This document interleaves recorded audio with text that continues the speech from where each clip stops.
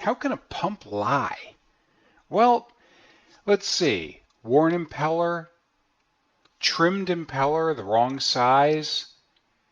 If the cutwater is worn or broken, if the wear ring is worn, or if the motor's not turning up to speed. All of these will throw the pump curve calculations off, and they'll even lower your IQ. But how? Simple. If your flow calculations are wrong, you're going to look really stupid. First, you're going to need a couple of items. One, an accurate water pressure gauge with a short length of hose, and two, the pump curve for the pump you're working with. Let's get started. Step 1.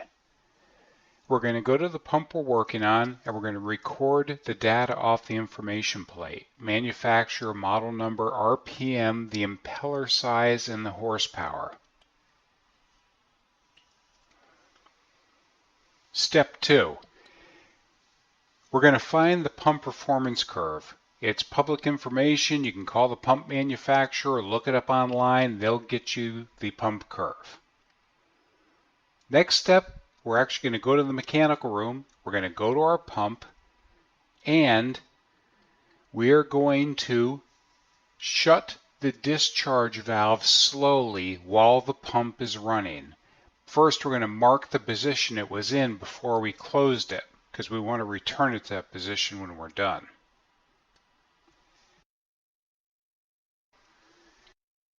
Measure the suction and discharge pressures using one gauge, not the gauges that have been bouncing around on that pump for the past decade. Take those off, use one gauge, use a piece of hose, hold the gauge at the same height. First, the discharge.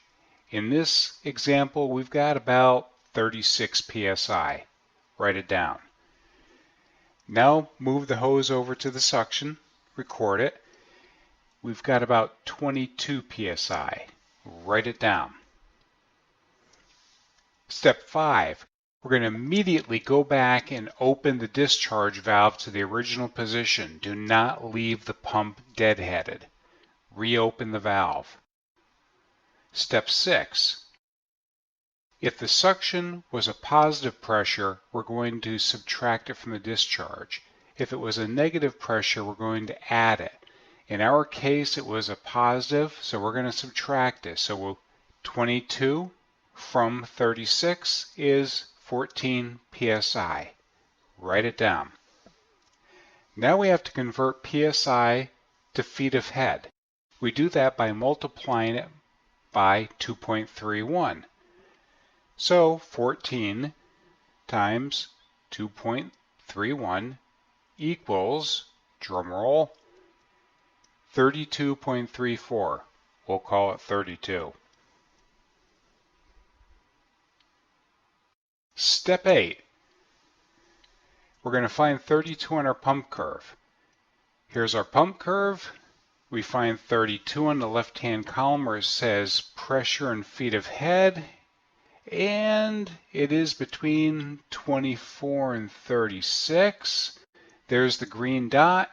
We draw a line over till it meets our impeller diameter, which was 4.75. And we track down and zero flow. That's perfect because the valve's shut. It's not moving any water. It should be zero flow. What if it was reading something else? See, this is a good situation, the green. But what if we had a different reading? Say we had 24 feet of head. We draw an arrow over till it hits the 4.75 pump curve, draw an arrow down, and we're almost doing 160 GPM. Well, how can that be if the valve is shut? This is an indication that your pump reading is off. Either the impeller is worn, the cutwater is broken, wear ring is off, motor speed is down. Let's look at some points to remember. 1. Close the discharge valve only and do it slowly, marking its original setting. 2. Be sure you're using the correct performance curve for the pump you're working with. 3. Use one gauge, holding it at the same height for all readings. It makes a difference. 4. If the suction pressure is positive, subtract it from the head. If it's negative, add it. 5. Open the discharge valve slowly to its original position as soon as you get the pressures. Do not leave the pump deadheaded. It will damage the pump.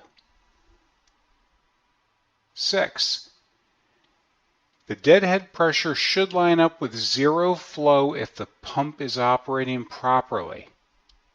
7. Causes of incorrect readings would be the motor not running up to speed, the impeller is worn or it's the wrong size, the wear ring is worn, or the cut water is compromised.